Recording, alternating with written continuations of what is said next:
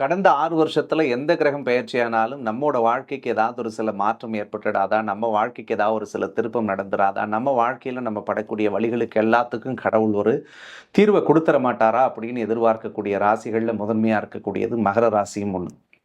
7 நாட்டு சனி என்னைக்கு ஆரம்பிச்சதோ மகர ராசிக்காரருடைய வாழ்க்கை என்பது வார்த்தைகளால சொல்லவே முடியாது.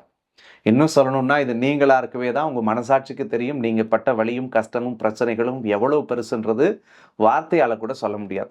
மனதளவில் இருந்து வந்த அழுத்தங்கள் எல்லாமும் ஆண்டவ புண்ணியத்துல சரியாகும். அக்டோபர் மாதம் 15ஆம் தேதிக்கு பிறகு நீங்க பாருங்க, எதிர்பார்க்காத பெரிய திருப்பமும், சந்தோஷமும், பெரிய வளர்ச்சியும், பெரிய வெற்றிகளும் மகர ராசிக்கு கடவுள் புண்ணியத்துல ஆண்டவன் கொடுத்தே தீருவார். குறிப்பா வீடு சார்ந்த விஷயங்கள்ல இருந்து வந்த தடைகள், வீடு சார்ந்த விஷயங்கள்ல இருந்து வந்த பிரச்சனைகள் அல்லது வீடு சார்ந்த விஷயங்கள்ல இருந்து வந்த அலைச்சல்கள் எல்லாமே மாறுங்க. வீடு கட்டணும்னு நினைச்சவங்க கட்டுவீங்க. வீடு கட்டி முடிக்க முடியலன்னு நினைச்சவங்க கட்டி முடிப்பீங்க. வீடு வாங்கணும்னு நினைச்சவங்க கடவுள் புண்ணியத்துல புது வீடு வாங்குவீங்க. தொழில் பண்ணிட்டு இருக்கிறோம். அந்த